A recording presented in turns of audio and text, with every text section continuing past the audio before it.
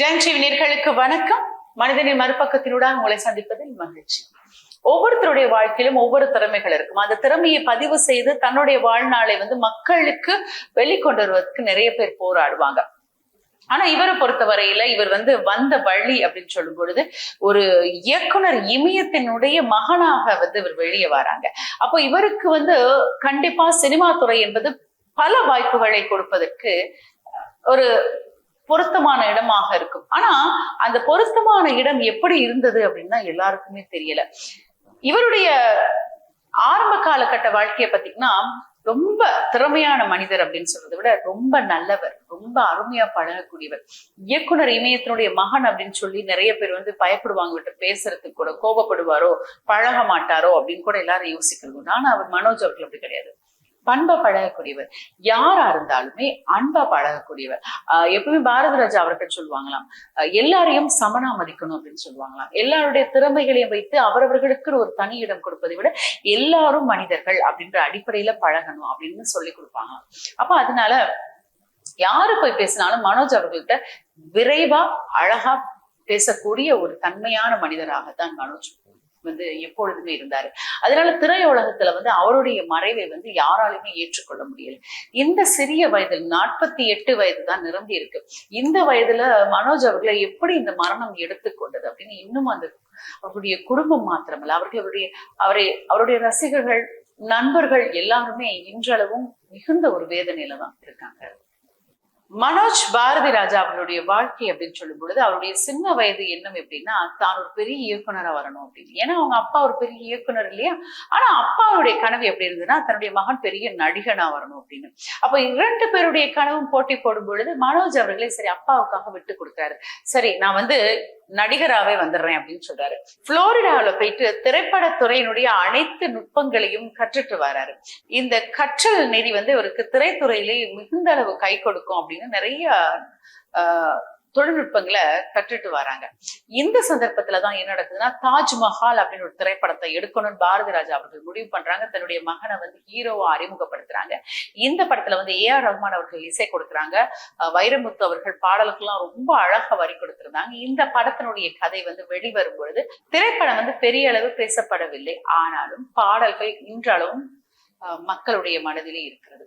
அந்த பாடல் ஒளிபரப்பு செய்யப்படும் பொழுது ஒவ்வொரு வினாடியும் எல்லாருடைய மனதிலையும் மனோஜ் அவர்கள் தான் போவாங்க. ஏன்னா அந்த அளவுக்கு அவருடைய நடிப்பு யதார்த்தமாக இருந்தது. ஒரு ஒரு திரைத்துறைக்கு வரும் இளைஞன், புதிதாக வரும் ஒரு இளைஞனுடைய நடிப்பு எப்படி இருக்கும், கேஷுவலா எல்லாம் எடுத்துக்கிட்டு காதல் அப்படின்னு சொல்லும் பொழுது ஒரு பட்டாம்பூச்சி மாதிரி சந்தோஷமா அதிகமான ஒரு கதாபாத்திரத்துக்குரிய அந்த நுணுக்கங்களை கொடுக்காம சாதாரணமா எல்லாரும் மாதிரியும் நடிக்கக்கூடிய ஒரு ஆற்றலை வெளிப்படுத்தியிருந்தாரு. அதனால அவருடைய அந்த நடிப்பு பாராட்டப்பட்டது.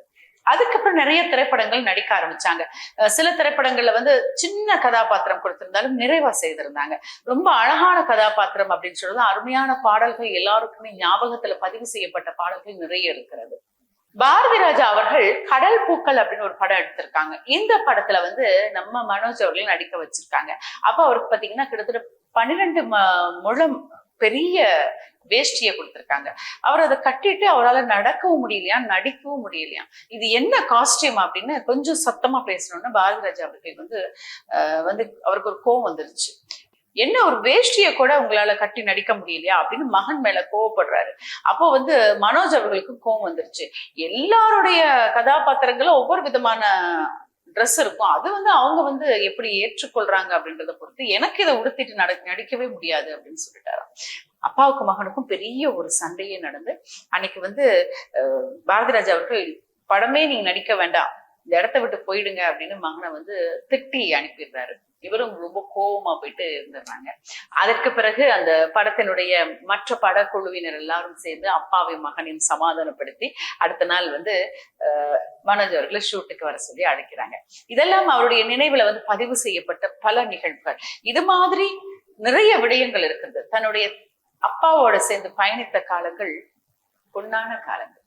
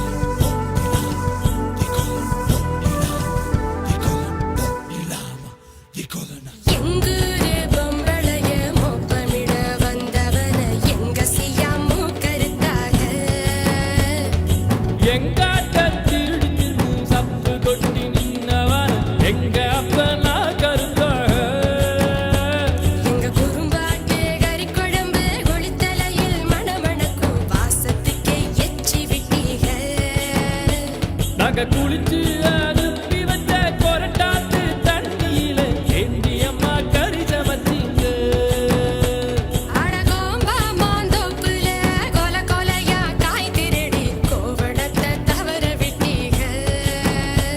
அந்த கோவணத்தை கொண்டு போய் அப்பனுக்கு செலவில்லாம துப்பனுக்கு வெட்டிக்கிட்டீங்க.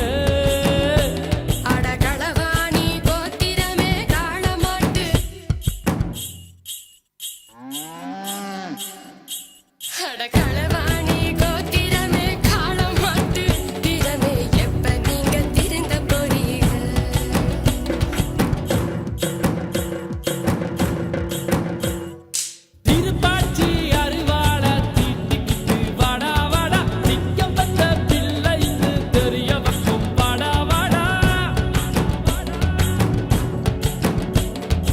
எட்டு தசை திறந்திருக்கு எட்டு வச்சு வாடா வாடா எட்டடிக்கும் சூரியனை எட்டி தொடு வாடா வாடா.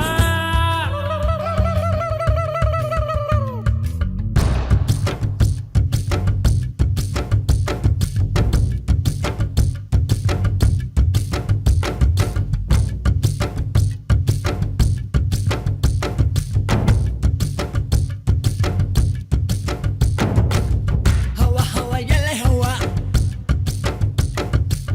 Hawa hawa yele hawa. Ni mulmani, ni spagile, ni mulmani, ni kabuma, ni mulmani, ni spagile, ni mulmani. Let's gale gale gale gale gale gale gale gale gale gale gale hey. Let's gale gale gale gale gale gale gale gale gale gale hey. உப்பு தின்னா தண்ணி குடி தப்பு செஞ்சா தலையிலடி பரம்பரையா எங்கள் கொள்கையடா. ஆனந்தானே வேட்டி சண்டை மத்ததெல்லாம் வாழ மட்ட ஆனங்காக்க வீரம் வேணுமடா. அட சோள கூழ் கேட்டு வந்தா சோறு போட்டு விசிறி விடும் வீரமுள்ளது எங்க வம்சமடா. சோறு போட்டும் கழுத்தறுத்தா கூறு போட்டு பங்கு வைக்கும் வீரந்தானே எங்க அம்சமடா. நாங்க வம்பு சண்டைக்கு போறதில்ல வந்த சண்டைய விடுவதில்ல வரி புலி நான் தோத்ததில்லையடா. எங்க உரைய விட்டு வாழெடுத்தா ரத்த ருசி காட்டி வைக்கும் பழக்கம் எங்க குல வழக்கமடா. நான் தட்டி வச்சா புலி அடக்கும் எட்டு வச்சா மலர் உருக்கும் தொட்டதெல்லாம் தொலங்க போகுதடா. திருப்பாச்சி அரிவாள தீட்டிக்கிட்டு வாடா வாடா நிக்கம் வச்ச பிள்ளைன்னு தெரிய வைக்கும் வாடா வாடா.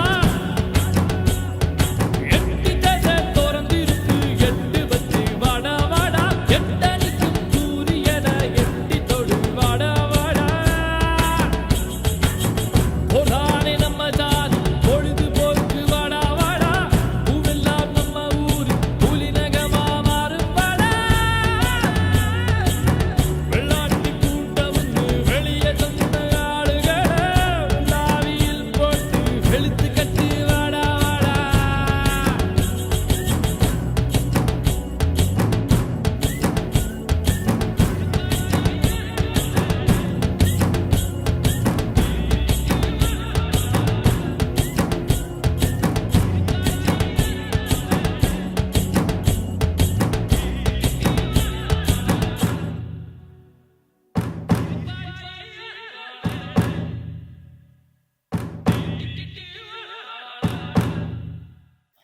மனோஜ் அவர்கள் வந்து நந்தனா அப்படின்னு ஒருத்தவங்களை வந்து திருமணம் பண்றாங்க. இது எப்படி அமையுது அப்படின்னா, அவங்க வந்து மலையாள நடிகை.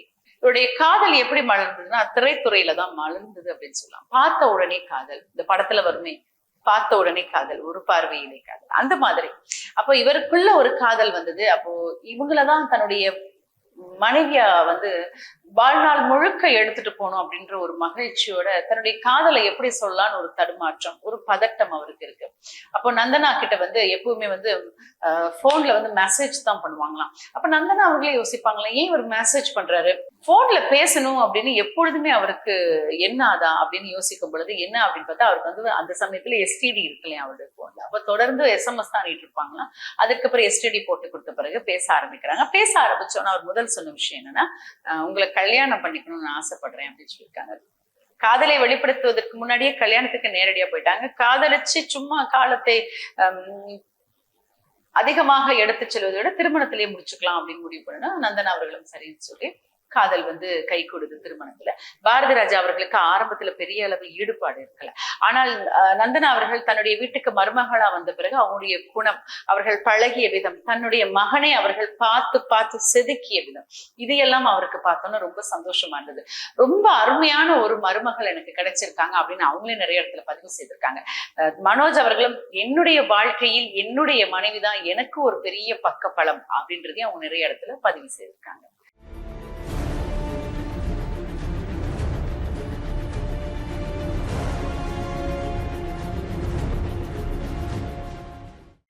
மனோஜ் அவருடைய வாழ்க்கையில வந்து தாஜ்மஹால் திரைப்படத்திற்கு பிறகு ஓரிரு திரைப்படங்கள், எங்கே என் வெண்ணிலா அப்படின்ற இந்த பாடல் பாத்தீங்கன்னா இன்றளவும் யாராலுமே மறக்க முடியாது. காதலுக்காக ரொம்ப ஏங்கிய ஒரு இளைஞனுடைய எதிர்பார்ப்பு எப்படி இருக்கும் அப்படின்னு அமைந்த பாடல் தான் இந்த எங்கே என் வெண்ணிலா.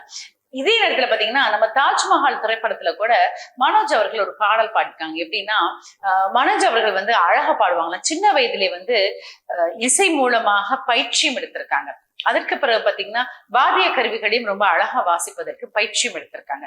அப்போ பாரதி ராஜா அவர்கள் என்ன பண்ணிருக்காங்கன்னா தன்னுடைய மகன் பாடிய ஒரு பாடலை வந்து A.R. ரஹ்மான் அவர்களுக்கு போட்டு காட்டும் பொழுது அவர் கூட குரல் நல்லா இருக்கே, ஒரு பாடல் பண்ணிடலாம் அப்படின்னு மனோஜ் அவர்கள் வர சொல்லியிருக்காங்க. மனோஜ் அவர்கள் போனோன்னு சரி தாஜ்மஹால் திரைப்படத்துல ஒரு பாடல் நீங்க பாடுறீங்களா அப்படின்னு இவர் என்ன சொல்லியிருக்காருன்னா, ஆமாமா திருப்பாச்சி அருவால அப்படின்னு ஒரு பாடல் இருக்குல்ல அதை நான் பாடுறேன் அப்படின்னு சொல்லும் பொழுது A.R. ரஹ்மான் அவர்கள் மேலேயும் கிளை பார்த்துட்டு ஈச்சி எழுமிச்சன்னு ஒரு பாடல் இருக்கு, அதுதான் உங்களுக்கு பொருத்தமா இருக்கும், உங்களுடைய குரலுக்கு நீங்க அதே பாடுங்க அப்படின்னு சொல்லிட்டாராம். A.R. ரஹ்மான் அவர்களுடைய இந்த வழிகாட்டல்ல இந்த பாடலை எப்படி பாடணும் அப்படின்னு பழகி இருக்காங்க. எந்த இடத்துல ஏற்றல் எந்த இடத்துல இரக்கம் இருக்கணும் அப்படின்னு ரொம்ப அழகா இவருக்கு பயிற்சி கொடுக்கப்பட்டிருக்கு. அதுக்கப்புறம் பாடி பாராட்டியும் பெற்றிருக்காங்க. அப்ப இந்த திரைப்படத்துல வந்து எல்லாருடைய மனசுலயும் எல்லா பாடலும் இருக்கு. இவருக்கு வந்து ஃபர்ஸ்ட் இந்த படத்துல வந்து இன்ட்ரடியூஸ் பண்ணாங்க இல்லையா, திருப்பாச்சி அறிவாள் எடுத்துக்கிட்டு அப்படின்றது பாடல் வந்து இவரை இன்ட்ரடியூஸ் பண்ணும் பொழுது எல்லாரும் பிரமிச்சாங்களா. ஏன்னா இசை அந்த அளவுக்கு அந்த பாடல்ல, வரிகள் அந்த அளவுக்கு அழகு. ஒரு ஒரு நடிகருக்கு வந்து முதல் படம் முதல் பாடல் வெற்றியை கொடுக்குது அப்படின்னா அது ஒரு கொண்டாட்டம் இல்லை. அப்போ மனோஜ் அவர்களுக்கு வந்து அது கிடைச்ச உடனே இயக்குனருடைய மகன் ஒரு பெரிய ஒரு வரமா கிடைச்சிருக்கு அப்படின்னு நிறைய பேர் சொல்லியிருக்காங்க. ஆனால் அதுக்கடுத்த திரைப்படங்களுக்கு கொஞ்சம் வெயிட் பண்ணியிருக்காரு, திரைப்படங்கள் கிடைச்சது. ஆனா சில திரைப்படங்கள் வந்து சப்போர்ட்டிங் ஆக்டர் தான் அவர் நடிக்கக்கூடிய சந்தர்ப்பம் வந்து இருந்தாலுமே அது வந்து எல்லாராலையும் ரசிக்கப்பட்ட காட்சிகளும் இருக்கத்தான் செய்கிறது. மனோஜ் அவர்கள் வந்து திரைப்படங்கள் நிறைய வரவில்லையே அப்படின்ற ஒரு காலகட்டத்துல ஒரு ஸ்ட்ரெஸ், ரொம்ப ஒரு மன அழுத்தத்துக்கு ஆளாகி தன்னை மாய்த்துக் கொள்வோமா அப்படின்ற அளவுக்கு கூட அவங்க வந்து யோசிச்சிருக்காங்க. ஆனால் அவங்களுடைய மனைவி நந்தனா அவர்கள் அவங்கள வந்து பேசி இல்ல ஜெயிக்க முடியும், வாழ்க்கைனா இப்படிதான் இருக்கும், கஷ்டங்கள் வரும் அப்படின்னு நிறைய நம்பிக்கையை கொடுத்து அவரை வந்து இதுல இருந்தெல்லாம் மீட்டெடுத்து அடுத்தடுத்த திரைப்படங்கள் எல்லாம் பண்றதுக்கும் அதே நேரத்துல பாத்தீங்கன்னா அவருக்கு ஒரு நம்பிக்கையும் கொடுத்திருக்காங்க. இதே நேரத்துல அவர் என்ன பண்ணிருக்காரு அப்படின்னா மணிரத்னம் அவர்கள் எடுத்த திரைப்படமான பாம்பேல வந்து உதவி இயக்குனரா பணியாற்றிருக்காரு. அது அவர் ஒரு பெரிய பாக்கியமா நினைக்கிறாரு. ஏன்னா மணிரத்னம் அவர்கள்ட்ட வந்து உதவி இயக்குனரா போய் சேர்றதே பெரிய விஷயம். அவர்கிட்ட இருந்து நிறைய தொழில்நுட்பங்களை கற்றுக்கொள்வது இன்னும் ஒரு அற்புதம். அப்போ இந்த ஷூட்டிங் ஸ்பாட்ல பாத்தீங்கன்னா பாம்பே திரைப்படம் வந்து நம்ம நினைச்சிட்டு இருக்கோம் பாம்பேலயே எடுத்தாங்க அப்படின்னு. இல்லையா, 4 நாட்கள் தான் பாம்பேல வந்து காட்சிகள் எடுத்திருக்காங்க.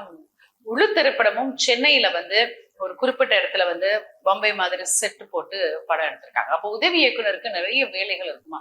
காலையில இருந்து இரவு வரை பாத்தீங்கன்னா ரொம்ப பிஸியா தான் இருக்கணுமா. ஏன்னா மணிரத்னம் அவர்கள் வந்து எப்பொழுதுமே பிஸியா இருப்பாங்களாம், அடுத்தடுத்த காட்சிகள் நகர்த்திக்கிட்டே இருப்பாங்களாம். சோ அவரோடு சேர்ந்து ஈடு கொடுக்கணும் அப்படின்னா எல்லாரும் அது மாதிரிதான் வேலை செய்தே ஆகணுமா. அப்போ ரொம்ப டயர்டா வீட்டுக்கு வந்து அன்னைக்கு இரவு வந்து உறங்கிட்டு இருக்கும் பொழுது தன்னுடைய கால்களை யாரோ வந்து அழுத்துறது மாதிரி ஒரு உணர்வு வந்து எளிமை பார்த்திருக்காரு. அவங்களுடைய அப்பா பாரதி ராஜா அவர்கள் அவருடைய கால்களை பிடிச்சு விட்டுட்டு இருக்கும் பொழுது இவருக்கு கண்ணில் கண்ணீர் வந்துருச்சா மனோஜ் அவர்களுக்கு. அப்பா நீங்க போய் என் காலை பிடிச்சிட்டு இருக்கீங்களே அப்படின்னு சொல்லும்போது அவர் என்ன சொன்னார்னா, கஷ்டமா இருக்கா, வலிக்குதா, ஏன்னா உதவி இயக்குனர் அப்படின்னு சொல்லும் பொழுது ரொம்ப கஷ்டமான ஒரு விடயம். அது நிறைய வேலை இருக்கும். நானும் அந்த இடத்துல இருந்து தான் வந்திருக்கேன். இந்த கஷ்டமான பாதையில இருந்தா நான் கடந்து இயக்குனரா வந்திருக்கேன். அப்போ காலையில இருந்து வெயில்ல இருந்தது உனக்கு ரொம்ப கஷ்டமா இருக்குல்ல அப்படின்னு சொல்லி காலை அமைக்க விடுவது. இல்லப்பா மனோஜ் சொல்லியிருக்காரு, வேணாப்பா விட்டுருங்க, இல்ல நீ தூங்கப்பா அப்படின்னு சொல்றது. அப்பாவுக்காக நம்ம கண்ணு தூங்குற மாதிரி இருந்துருவோம் அப்படின்னு சொல்லும் பொழுது அவர் காலை அமைக்க விட்டுட்டு அவர் போயிட்டாரு. அப்புறம் எழுந்தி இருந்து மனோஜ் வந்து ரொம்ப ஃபீல் பண்ணி அழுதாப்புல சொல்லியிருக்காங்க. ஏன்னா அவருடைய மனசுல வந்து இப்படி ஒரு அப்பா வந்து தனக்கு கொடுத்ததற்காக கடவுளுக்கு எத்தனை தடவை நன்றி சொல்லியிருக்காங்களாம். அதே நேரத்துல அவர்கிட்ட இருக்கிற குணங்களை கூட அவர் பதிவு செய்திருக்காரு. அவ்வளவு ஒரு நல்ல மனிதராம். எல்லாரும் நினைப்பாங்களா பாரதி ராஜா அவர்கள்னா எல்லாரும் பயப்படுவாங்களாம். ஆனா அவர் வந்து தன்னுடைய படக்காட்சிகள் எடுக்கும் இடத்துலதான் அந்த ரொம்ப ஸ்ட்ரிக்டா இருப்பாராம். ஆனா வீட்டுல ரொம்ப ஜாலியா ரொம்ப நகைச்சுவையான விடயங்களை பேசிட்டு ஃபேமிலியை ரொம்ப ஹாப்பியா பார்த்துக்கிட்டு சுத்தி இருக்கவங்களையும் மகிழ்ச்சியா வச்சுட்டு தன்னுடைய பிள்ளைகளுக்கு ரொம்ப முக்கியத்துவம் கொடுப்பாங்களாம். பாரதி ராஜா அவர்கள் 3 திரைப்படங்கள் வருடத்திற்கு கொடுக்கும்போது வீட்டுல கிட்டத்தட்ட 1 மாசம் தான் இருப்பாங்களாம். அந்த டைம்ல வந்து கூடுதலா தன்னுடைய மகன் மனோஜோடையும் தன்னுடைய பிள்ளைகளோடையும் இருக்கிற சந்தர்ப்பத்தை தான் அதிகமா வந்து எப்பொழுதுமே ஏற்படுத்திக்குவாங்களாம். திரைப்படத்துக்கு கூட்டிட்டு போவாங்களாம், வெளியில கூட்டிட்டு போவாங்களாம், நிறைய உணவுகளை வாங்கி கொடுப்பாங்களாம், வீட்டுல நிறைய நகைச்சுவையா பேசுவாங்களாம், பிள்ளைகளோட சேர்ந்து விளையாடுவாங்களாம். ரொம்ப அந்த நேரத்தை வந்து தன்னுடைய குழந்தைகளுக்கும் தன்னுடைய மனைவிக்கும் ஒதுக்குறதுலயே ரொம்ப மெயினா இருப்பாங்களாம். அப்போ வந்து இவருக்கு தன்னுடைய அப்பா கிட்ட இருந்து கற்றுக்கொள்வதற்கு கொஞ்சம் குறைவான சந்தர்ப்பங்கள் கிடைச்சிருக்கு மனோஜ் அவர்களுக்கு. அப்போ இதை பார்த்து பார்த்து வளர்ந்த மனோஜ் வந்து இயக்குனரா வரணும் அப்படின்னு நினைக்கும் பொழுது பாரதி ராஜா அவர்களே வேண்டாம், இயக்குனரா வர்றது பெரிய சாதாரண விஷயம் கிடையாது. பாரதி ராஜா அவர்கள் இயக்குனராகவும் உதவி இயக்குனராகவும் வர்றதுக்கு முன்னாடி பாத்தீங்கன்னா சென்னையிலே வந்து ஒரு பெட்ரோல் அடிக்கும் ஒரு ஸ்டேஷன்ல வந்து அவங்க வேலை செய்திருக்காங்க. அப்ப பெட்ரோல் அடிக்கும் பொழுது அவருடைய அந்த பெட்ரோல் ஸ்டேஷன்ல வந்து நிறைய நடிகர்களுடைய வாகனங்கள் வந்து நிக்குமா. சிவாஜி அவர்கள், எம்ஜிஆர், ஜெயலலிதா எல்லாரும் திரைப்படத்துறையில இருந்த அந்த காலகட்டத்திலும் அவர்கள் தலைவர்களாக வந்த காலகட்டத்திலும் அவருடைய வாகனங்கள் வந்து நிற்கும் பொழுது இவர்கள் நடிகர்களாக இருக்கும் பொழுது நிறைய இடத்துல பாரதி ராஜா அவர்களை பார்த்திருக்காங்க. அப்ப மனசுல நினைப்பாங்களாம், நானும் ஒரு நாள் உங்களை மாதிரி பெரிய ஒரு ஆளா வரணும் அப்படின்ற ஒரு எண்ணம் அவருடைய மனசுல எப்பயுமே ஓடிட்டு இருக்குமா. அதுக்கு ஒரு உதவி இயக்குனரா சேர்ந்திருக்காங்க. சேர்ந்து பிறகு இயக்குனரா தான் வெளிவந்திருக்காங்க. முதலாவது திரைப்படமே அவருக்கு வெற்றியை கொடுத்த பிறகு நிறைய திரைப்படங்கள், நிறைய அழகான காட்சிகள் எடுத்திருக்காங்க. பாரதி ராஜா அவர்கள் எப்பொழுதுமே படம் எடுக்கும் பொழுது அந்த படத்துல வர கதாபாத்திரங்களுக்கு எப்பொழுதுமே உயிரோட்டம் இருக்குன்னு நினைப்பாங்களாம். கண்கள் பேச வேண்டும், அவர்கள் அணிந்திருக்கும் ஜிமிக்கி கூட பேசணும்னு நினைப்பாங்களாம். அந்த அளவுக்கு திரைப்படத்துல வந்து அனைத்து கதாபாத்திரமும் ரொம்ப அழகா இருக்கணும்னு எதிர்பார்க்கக்கூடிய ஒரு இயக்குனர். அதை பார்த்து பார்த்து வளர்ந்த மனோஜ் அவர்களுக்கும் அப்படிதான் ஒரு திரைப்படம் எடுக்கணும் நீண்ட நாள் ஒரு கனவு இருந்தது. அப்போ வந்து பாரதி ராஜா அவருடைய படைப்பு வந்து சிவப்பு ரோஜா அப்படின்ற ஒரு படம், பெரிய அளவில் கமலஹாசன் நடிச்சிருக்காரு, உங்களுக்கு ஞாபகம் இருக்கும். இந்த திரைப்படத்தை வந்து பகுதி 2 பார்ட் 2 அப்படின்னு எடுக்கணும்னு ஆசை அவருக்கு இருந்தது. அதுக்காக நிறைய கஷ்டப்பட்டு இந்த கதைகளை நிறைய தயாரிப்பாளர்கிட்ட சொல்லி சொல்லி கலைச்சு போயிட்டாரு மனோஜ் அவர்கள். அவருக்கு அந்த சந்தர்ப்பம் கொடுக்கப்படவும் இல்லை. அதற்கு பிறகுதான் நீண்ட காலத்துக்கு பிறகு 2022ஆம் ஆண்டு மார்கழி திங்கள் அப்படின்ற ஒரு திரைப்படத்தை ரொம்ப முயற்சி பண்ணி எடுக்கிறாரு மனோஜ் அவர்கள். இந்த படத்துல வந்து பாரதி ராஜா அவர்களுக்கு முக்கியமான கதாபாத்திரம், தாத்தா கதாபாத்திரம் கொடுக்கப்பட்டு நடிப்பு துறைக்கு அவங்க கூட்டிட்டு வராங்க. இப்ப நிறைய படங்கள் பாரதி ராஜா அவர்கள் நடிச்சிட்டு இருக்காங்க. ஆனா இந்த படத்துல வந்து தன்னுடைய மகன் இயக்குறாரு, அப்பா நடிக்கிறாருன்னா அது ஒரு சந்தோஷம் இல்லை. அப்ப அன்னைக்கு காட்சிகளை எடுக்கிறதுக்காக மனோஜ் அவர்கள் நிறைய விஷயத்த சொல்லிட்டு, இப்ப ரெஸ்ட் எடுங்கப்பா, 4 மணிக்கு தான் உங்களுக்கு காட்சின்னு சொல்லும் போது சரியா 4 மணிக்கு பாரதி ராஜா அவர்கள் வந்து அழுதுகிட்டே வராங்களாம். ஏன் அழுகுறீங்க, உடம்புக்கு ஏதாவது சரியில்லையா, இந்த காட்சியை இன்னைக்கு நிப்பாட்டி நாளைக்கு எடுப்போமா அப்படின்னு கேட்கும் பொழுது என்ன சொல்றாரு அப்படின்னா, நான் தான் தப்பு செஞ்சுட்டேன், ரொம்ப திறமை இருக்கும் உங்களை வந்து இயக்குனரா நான் அறிமுகமாக்கி இருக்கணும், நடிகரா கொண்டு வந்தது நான் பண்ண பெரிய ஒரு தவறு, இப்ப வந்து அதுக்கு ஃபீல் பண்றேன், நிறைய திறமை உங்ககிட்ட இருக்குன்றதை நான் கண்டுபிடிச்சிட்டேன் அப்படின்னு பாரதி ராஜா அவர்கள் பாராட்டியிருக்காங்க மனோஜ் அவர்கள். மனோஜ் அவர்கள் அது பெரிய விருது கிடைச்ச மாதிரியே அவர் கருதியிருக்காரு. அப்பா அவருடைய வாயில இருந்து ஒரு வார்த்தை வருது அப்படின்னா அது ஒரு பெரிய விஷயம். அதுவும் இயக்குனர் இமயமில்லையே அவர் சாதாரணமா யாருமே பாராட்ட மாட்டாரு. பாராட்டினார்னா அந்த அளவுக்கு அந்த படைப்பு இருக்கு அப்படின்னு அர்த்தம். அப்ப அவருக்குள்ள ஒரு சந்தோஷம் இருந்தது. படம் வந்து பெரிய அளவு பேசப்படவில்லை, ஆனால் கதாபாத்திரங்களுடைய நகர்வு, படத்தினுடைய அந்த வடிவமைப்பு ரொம்ப அழகாக பாராட்டப்பட்டது. இது ஒரு வெற்றியாகத்தான் மனோஜ் அவர்கள் பார்த்தாங்க. மனோஜ் பாரதி ராஜா அவர்கள் திரை உலகம் தன்னை ஏற்றுக்கொள்ளவில்லை அப்படின்ற ஒரு எண்ணம் அவர் மனசுல இருந்தது. நிறைய வாய்ப்புகளை தேடி செல்லும் பொழுது அவருக்கு வந்து அந்த வாய்ப்புகள் வந்து கொடுக்கப்படாமல் மறுத்த சந்தர்ப்பங்களும் இருக்கத்தான் செய்யுது. அப்போ நிறைய இடத்துல கவலையையும் வேதனையும் அவங்க வந்து சொல்லியிருக்காங்க. இருந்தாலுமே தன்னம்பிக்கையோட வாழணும் அப்படின்ற விடயத்தை மனைவியும் கற்றுக் கொடுத்திருக்காங்க. மற்ற மனிதர்களை மதிக்க வேண்டும் என்ற எண்ணத்தை தன்னுடைய அப்பா கற்றுக் கொடுத்திருக்காங்க. இதையெல்லாம் சேர்த்து வைத்து ஒரு நல்ல மனிதராகத்தான் பார்க்கப்படுகிறார் மனோஜ் அவர்கள். அவங்க சித்தப்பா ஒரு பதிவு சொல்லியிருக்காங்க, ரொம்ப குடும்பத்திலேயே பாத்தீங்கன்னா எல்லாரோடையும் மகிழ்ச்சியா பேசக்கூடியவராம். எப்பயுமே வந்து அவங்களுடைய ஊர் இருக்குல்ல, அங்க போனாங்க அப்படின்னா சந்தோஷமா எல்லாரோடையும் பேசுவாங்களாம், எல்லாரையும் கூப்பிட்டு வச்சு கலகலப்பா பேசுவாங்களாம். மனோஜ் அவர்கள் ஊருக்கு வராங்க அப்படின்னாலே ஊர்ல திருவிழா மாதிரி தான் இருக்கும், அந்த அளவுக்கு மகிழ்ச்சியா பேசக்கூடியவர் அவரு. அசைவம் ரொம்ப விரும்பி சாப்பிடுவாங்க, அவருக்கு பிடிச்ச உணவுகள் எல்லாருமே சமைச்சு கொடுக்கறதுல ரொம்பவே எல்லாருமே சேர்ந்து சமைச்சு கொடுப்பாங்க. வீட்டுல எப்பவுமே கலகலப்பா இருப்பாங்களாம். சித்தப்பா வந்து எப்பவுமே ஃப்ரெண்ட் அப்படின்னு தான் கூப்பிடுவாங்களாம், ஏன்னா அந்த அளவுக்கு நெருக்கமா பழகக்கூடிய ஒருவர். எப்படி இவருடைய மறைவை நாங்கள் எல்லாம் தாங்கிக் கொள்ள போகின்றோம், எப்படி இந்த சின்ன வயசுல இவர் இறந்துட்டாருன்றதை இன்னும் எங்களால நம்பவே முடியல அப்படின்ற அளவுக்கு தான் அவங்களுடைய சித்தப்பாவுடைய பதிவு செய்யப்பட்டிருந்தது. அந்த அளவுக்கு மனோஜ் அவர்கள் குடும்பத்தினுடைய உறுப்பினர்களிடத்திலே ரொம்ப அழகா பழகக்கூடியவர்.